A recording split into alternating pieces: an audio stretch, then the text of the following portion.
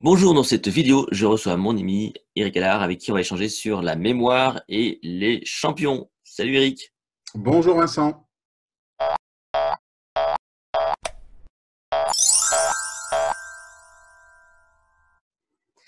Donc Eric, on va te présenter, enfin tu vas te présenter rapidement qui tu es, ce que tu fais et après on va échanger sur cette notion. Alors qui es-tu mon cher Eric? Alors, qui es-tu? Qui j'ai été? J'ai été pendant longtemps dans le monde du sport, Tu n'es un plus? sport Tu te rappelles plus? Tu n'es plus personne? si, mais plus dans le même monde, plus dans le même monde. Et j'étais dans le monde du sport et un sport un peu particulier, le bobsleigh. Hein, je pense que tout le monde connaît plus ou moins avec Rasta Rocket, Bah oui. qui retraçait l'aventure des bobeurs jamaïcains. Et donc, j'ai été pendant une dizaine d'années athlète en équipe de France et après, pendant pratiquement 20 ans, entraîneur de plusieurs équipes étrangères. J'ai eu la chance de voyager autour du monde. J'ai coaché à la fois la Nouvelle-Zélande, la Corée, le Canada, la Suisse et bien sûr la France pendant plusieurs années.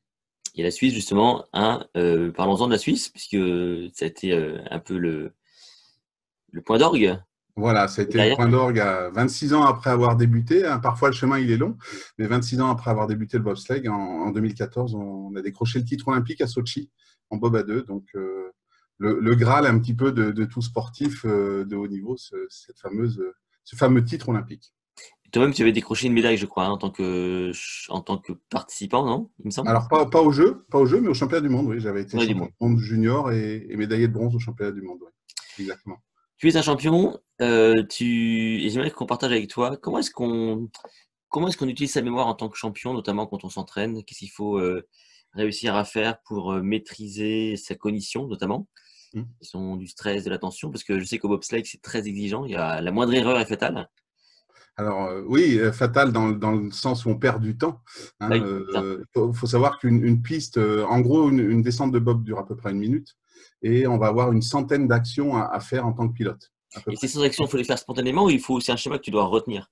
Non, c'est un chemin qu'on retient. C'est-à-dire qu'on a un fil rouge et en fait, le but de la compétition, c'est de faire le jour de la compétition tout ce qu'on a pu faire de bien à l'entraînement. C'est-à-dire qu'on ne va rien inventer le jour de la compétition. Et en fait, cette répétition, cette mémorisation, quelque part, nous libère des capacités. Si je peux faire un chemin avec la vie courante, vous rentrez le soir, vous sortez du travail et vous prenez votre voiture, vous rentrez chez vous et vous arrivez chez vous, vous vous dites tiens, je suis déjà là. Vous avez été un peu en mode pilote automatique parce que vous faites ce chemin tous les jours.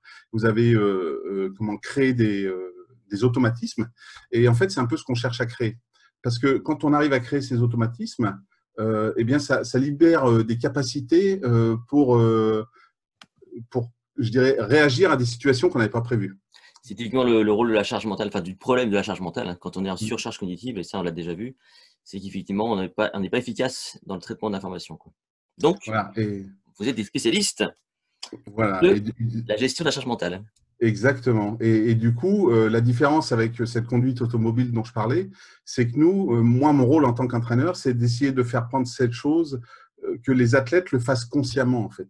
C'est ça. C'est-à-dire, c'est ça toute la différence. C'est-à-dire qu'il faut qu'on arrive à les mettre dans un état où ils soient conscients de ce qu'ils font, qu'ils enlèvent le doute. C'est-à-dire que quand on prépare cette descente, où on a entre 15 et 20 virages, une centaine d'actions à faire, il faut que le chemin qu'on a prévu qu'il fasse, les actions qu'on a prévu qu'il fasse, il ne faut pas qu'ils se disent au milieu d'un virage ouais, je vais peut-être changer. Non, il C'est faut ça. vraiment qu'ils soient dans l'instant présent.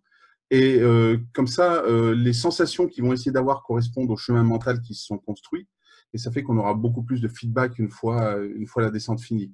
Et ça, c'est la répétition. Hein. On parle souvent en mémoire de répétition.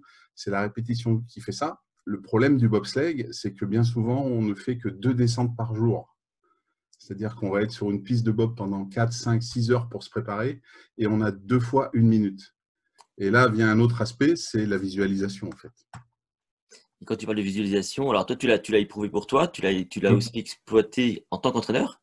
Exactement. Bon alors Exactement. concrètement, Alors concrètement, c'est on va faire 2 descentes en vrai et puis on va faire 30, 50 descentes dans sa tête. Alors de deux manières, hein. Soit on est aux commandes du bob et on se voit piloter, hein, et on se sent sentir, on tourne dans les virages, on essaye de rajouter des sensations kinesthésiques. Hein, c'est-à-dire que moi aujourd'hui, il y a des pistes que j'ai tellement faites, comme la Plagne, que si je me concentre un petit peu et que je ferme les yeux et que je me répète ces pistes, j'arrive à retrouver des sensations de pression que j'avais, des sensations visuelles, des fois des sensations de Tu froid. revis l'événement. Ouais, c'est ça. Je revis carrément l'événement. Et l'autre manière de visualiser, c'est de se voir comme si on était filmé par une caméra. Ah ouais, C'est-à-dire qu'on se voit passer dans le virage. Et en superposant ces deux, eh bien, on arrive à faire une descente pratiquement parfaite. Et je me souviens que pour m'amuser, je m'étais chronométré pendant mes belles années de pilote entre une descente dans la tête et une descente en vrai. Et à quelques dixièmes près, j'arrivais à faire les mêmes temps. C'est-à-dire que dans ma tête, le film que je me déroulais pour ma descente correspondait à peu de choses près au temps que je mettais. C'est-à-dire qu'une piste qui dure, on va dire, 1 minute comme à la Plagne, suivant les journées, la qualité de la glace, la température, on peut aller entre 1 minute et 1 seconde et 59 secondes. On n'est pas toujours à quelques centièmes près. C'est-à-dire que la qualité de la glace va faire osciller ce temps final. Et ouais, je du coup, comprends. j'étais toujours dans ma tête autour d'1 minute. C'est-à-dire que ma représentation visuelle mentale de ma descente correspondait à la réalité. Il y a pas de simulateur pour faire des bobsleigh comme pour les avions? Il n'y a pas un truc comme ça qui permettrait d'être en Alors, simulation? on pourrait, puisqu'en Formule 1, par exemple, ils le font. Ah oui? Le problème, c'est un problème d'argent. C'est-à-dire que l'économie derrière le bobsleigh est tellement faible qu'on n'a pas les moyens de développer. C'est-à-dire que demain, vous développez un simulateur qui fait qu'un pilote peut s'entraîner plus que les autres et devient champion olympique. Économiquement, ça ne va rien vous rapporter en retour sur investissement. Et donc, personne ne s'intéresse à ça. Il y en a eu quelques-uns, mais vous êtes assis, il n'y a pas d'inclinaison, c'est l'écran qui bouge. Vous n'avez pas de pression, vous n'avez rien de tout ça. Donc, Tu c'est ressens pas les plus un choses, quoi. jeu. T'as pas les mêmes sensations, quoi. Voilà, c'est juste un jeu, plus un jeu qu'un véritable simulateur. Excellent. Est-ce qu'on peut apprendre à être. Est-ce qu'on peut retenir comme ça les protocoles de champion parce que je sais que tu l'enseignes d'ailleurs, hein, tu as un site et Mhm, je vais vous montrer tout de suite. Voilà, donc ça, c'est le site de Eric. Vous pourrez aller voir. Donc, devenez votre propre champion. Est-ce mhm. qu'on peut, comme ça, retenir des schémas de champion et qu'on peut appliquer dans la vie de tous les jours et programmer comme ça sa mémoire à appliquer des recettes de champion? C'est possible, ça? Ah, oui, tout à fait. La mémoire comme plein d'autres choses. Vous voyez, nous, les champions, par exemple, dans la définition d'objectifs, nous, on a des objectifs généralement sur 4 ans. Hein. Le gros objectif, c'est la date qui sépare deux Jeux Olympiques, la durée entre deux Jeux Olympiques. Et sur la mémoire, c'est exactement pareil. Les protocoles qu'on met en place en termes de gestion du stress, de mémorisation, de concentration, d'état d'esprit, c'est des choses qui sont applicables dans le monde de l'entreprise, que j'ai appliqué, moi, quand j'ai travaillé dans le monde de l'entreprise. Aujourd'hui, je dirige une école de commerce spécialisée dans le monde du sport. Les étudiants, c'est exactement pareil. Hein, en termes d'investissement, de concentration. Alors, pour les étudiants, la mémorisation, forcément, ça coule de source, parce qu'il y a un moment ou un autre, ils ont des partiels, des examens.